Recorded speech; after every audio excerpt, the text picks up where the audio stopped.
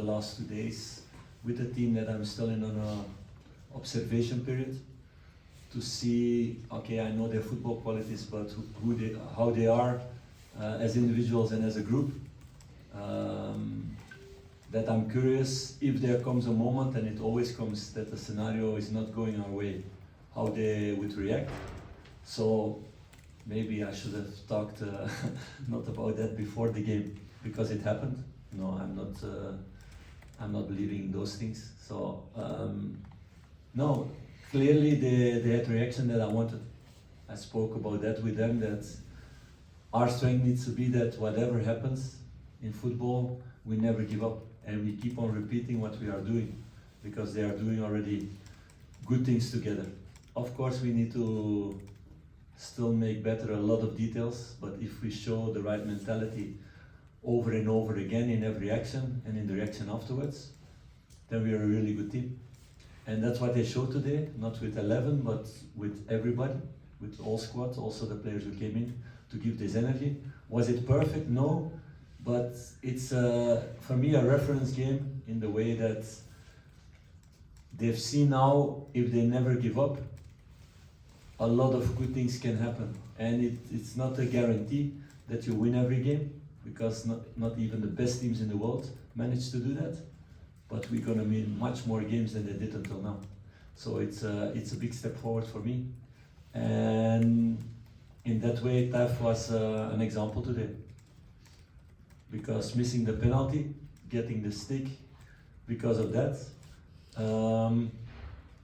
that moment you can lose confidence, you can go down, you can stop taking responsibility. But he took the second penalty, he scored it, and afterwards he gave the assist for the second goal. And I want to see a lot of players with that mentality in my dressing room. I want to see everybody with that mentality in my dressing room, because then we're going to make an amazing season. You talk about that mentality, you've said it a lot in the 2 weeks that you've been here. Do you feel that your message is already starting to get through then, given the way that the team kept going right until the end?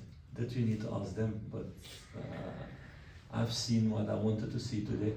A team that never stopped. Also, when you make changes, that players who came in, they stepped into the game directly with confidence, with belief in themselves.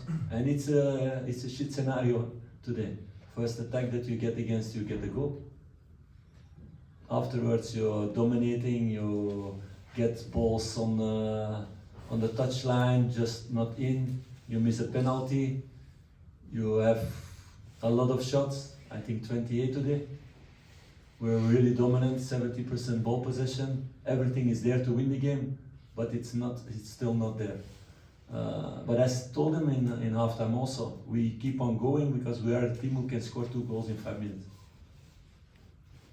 And that's, okay, it was not 5 minutes in between, but that needs to be our strength for the rest of the season, that we keep our tempo high, and in that way never stop, and we're going to win a lot of games. Philippe, yes. That's now 5 points, I think, up at the top. Do you believe Is it 5 points? Yeah. Okay. It's good that you tell me. Do you think this team is ready to challenge for a title? I will say the same things that I did a few days ago, and I will repeat it for the next couple of months, so that you guys know already, or you can talk with your Belgian colleagues also, because they know it already a long time. I want my team to be focused on one thing, and that's the next game. Nothing else. Nothing else, because that's the only thing we control, ourselves. And we need to raise our level, and we need to become stronger and better as individuals, as a team, and we're going to focus on that. I'm not busy how many points a team has in front of us or teams behind us. We need to focus on ourselves to take as much as possible these 3 points all season long in all the competitions. And that's the only thing that's important. And then at the end of the road, then you can start to calculate, but it's much too early. So I say it now already. I know the question will come a few times probably, but you will get the same answer, because that's what I believe in. It's not a game or something. I believe in that. That's the only way to success. Could we ask about Danilo? You spoke about his impact off the bench in midweek. That was a proper impact today for you to win the game, wasn't it? Yes, of course it's an important goal. He still has a lot of improvement that he can make. in the game and being available. But it's a very important goal, and he's looking bright for an amount of minutes in the training. So he had his injury, he was long time out. He's not in top physical shape, so we need to do step by step building him. Same thing with Todd today. So for some people, it's maybe they don't understand that you change him after a while, but to keep him good, to keep him ready for the next couple of games, you need to make those decisions also for the moment.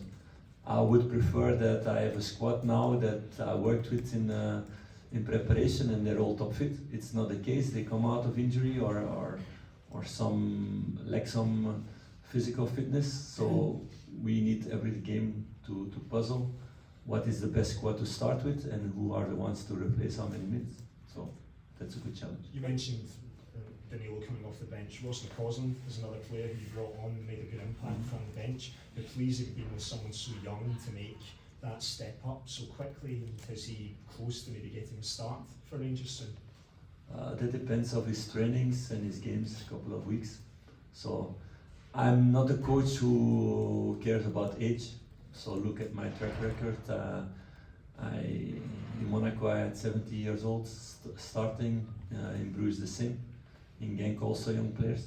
For me it's not important if you're 17 or 37, it's what you prove on the pitch. So he's already 20, so he's already an old player. Philippe, can I ask about Nico Raskin? Just his injury and him coming off, how does he look and what's the situation? I didn't see him yet, so we need to make a proper assessment about that this evening or tomorrow with the doctors and hospital. But I hope, of course, it's not too bad because he's been important last couple of weeks and he's a player with a lot of potential still to grow. Philippe, you mentioned James Tavernier. He's been criticised this season by a lot of Rangers supporters. Was there ever any doubt in your mind that he would take the centre penalty cap? No. And what happened before, I told you guys, all the players started with a white page with me. So what happened before, it's not important anymore. So no, there was no doubt about that. If he felt confident, he's on the list number 1. We have always a 1, 2 and 3. And they can decide that moment if number 1 doesn't feel good, that number 2 takes the penalty. Because I cannot predict what's going on in their head during a game. It could have been that Tav today said after the first missed penalty that let the second one shoot. Was possible, also not a problem for me. But it's clear that, what is the order? So he took the responsibility and in a good way, so that's positive. Thank you.